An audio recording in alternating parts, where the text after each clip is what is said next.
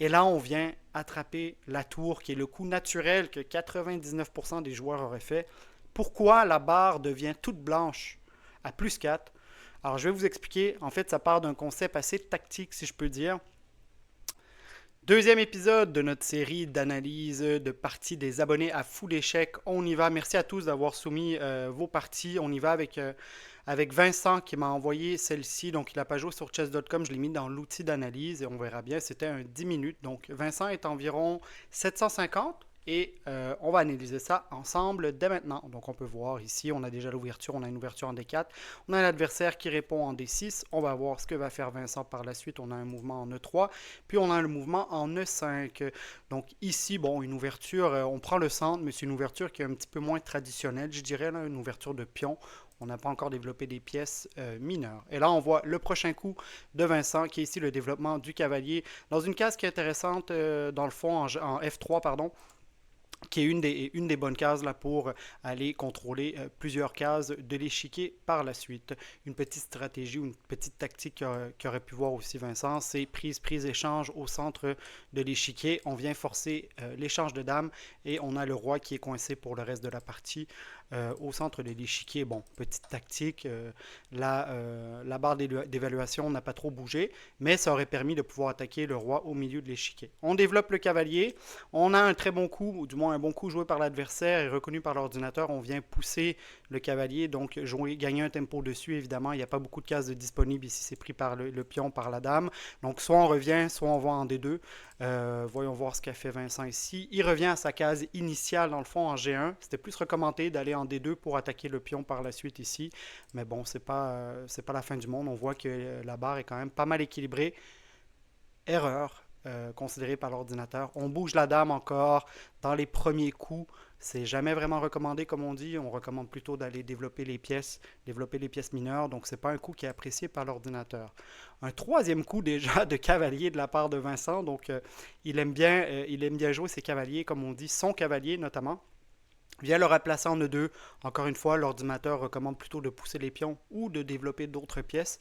Donc, voyons voir les prochains coups.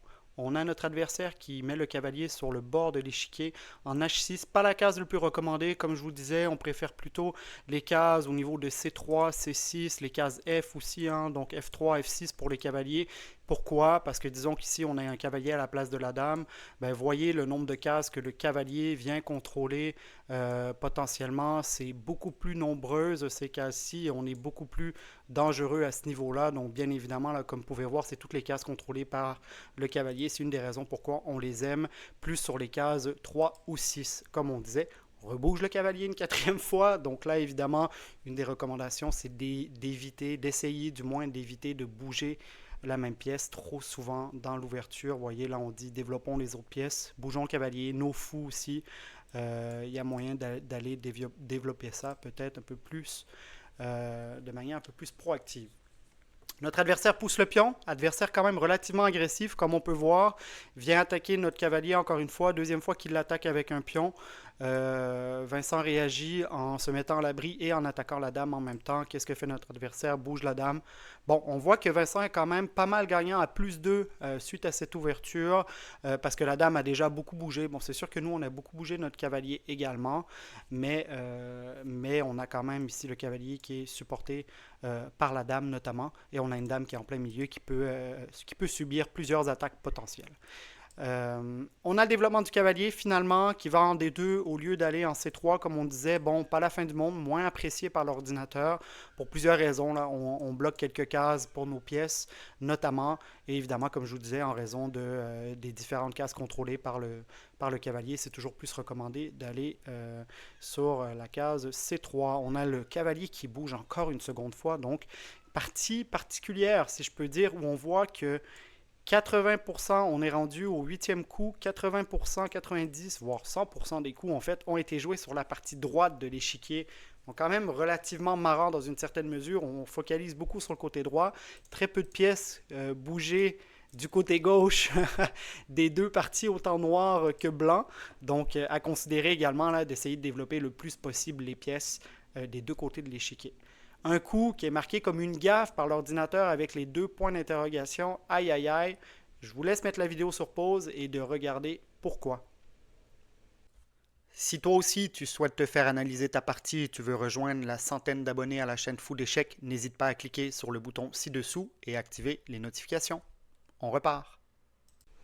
Et oui, bravo si vous l'avez trouvé. Avec ce coup-là, qu'est-ce qu'on vient faire? On vient affaiblir notre roi et on vient de laisser un pion en prise tout simplement. L'adversaire à Vincent le trouve, donc très bon coup de sa part. Et là, on peut avoir toutes sortes de problèmes ici, sachant qu'on a un cavalier qui est quand même extrêmement fort, qui peut arriver avec certains objectifs de fourchette potentielle ici en allant chercher le pion en C2.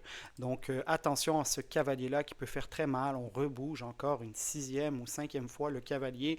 Oui, c'est une danse de cavalier comme, comme, comme on peut l'entendre quelquefois. Qu'est-ce qu'on fait d'autre? On bouge la dame, un coup qui n'est pas considéré comme idéal, donc il y a une gaffe en fait. Pourquoi? Parce qu'on fait cadeau, comme on dit, du pion ici. On a trois attaquants, deux cavaliers, un pion. On a un seul défenseur notamment. Et surtout, je dirais, on vient se mettre dans une diagonale avec le fou. Très dangereux, peut être victime de plusieurs tactiques. Voyons voir ce que va faire Vincent. On bouge ici pardon, la dame. Coup considéré comme une gaffe, un coup manqué. Pourquoi? Parce qu'on avait une attaque au pion notamment, et là on laisse l'opportunité de fourchette. Est-ce que l'adversaire va le voir? Oui, l'adversaire voit la fourchette. Aïe aïe aïe. Donc là, on se retrouve dans une position très délicate. On voit que la barre est passée à +2 pour les noirs, donc les noirs sont gagnants. On a évidemment des pièces très fortes. On bouge le roi, on n'a pas le choix. Et là, on vient attraper la tour, qui est le coup naturel que 99% des joueurs auraient fait. Pourquoi la barre devient toute blanche à +4? Alors, je vais vous expliquer. En fait, ça part d'un concept assez tactique, si je peux dire, de bouger ce cavalier ici, de venir faire une prise en E4. Et là, vous allez me dire, ben, en fait, non, parce qu'on laisse le fou en prise ici. Non. Pourquoi? Parce que si la dame, premièrement, si l'adversaire ne le voit pas, on a une dame gratuite. Deuxièmement, si l'adversaire le voit, il va potentiellement... Je reviens à mes coups, pardon. Hop, ça c'est le coup que Vincent a joué. Je vais revenir sur le coup. Si la dame le prend, en fait, on a un mat en 2 ici, donc une tactique un petit peu plus poussée, si je peux dire. On a le cavalier qui peut venir ici, mettre échec. Toutes les cases sont prises par le cavalier et la dame. Sur la colonne E, évidemment, on n'a qu'une seule case pour le roi qui vient se faire mettre échec et mat, tout simplement. Donc, d'où le fait que la barre devienne totalement blanche pour Vincent. Évidemment, une tactique à voir. Est-ce qu'il l'a vu? Non.